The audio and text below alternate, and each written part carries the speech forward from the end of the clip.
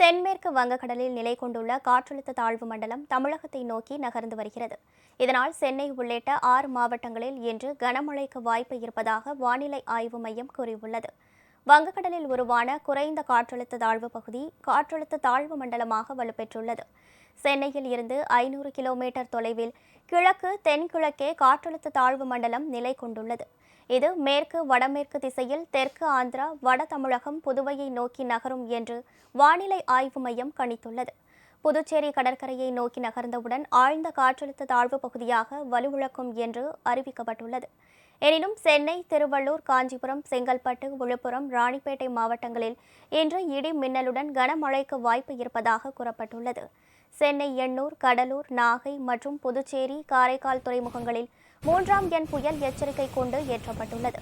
வங்கக்கடலில் மணிக்கு 55 கிலோமீட்டர் வேகத்தில் சூறாவளி காற்று வீசக்கூடும் என்பதால் மீனவர்கள் இன்றும் நாளையும் கடலுக்கு மீன்பிடிக்க செல்ல வேண்டாம் என்றும் அறிவுறுத்தப்பட்டுள்ளனர்.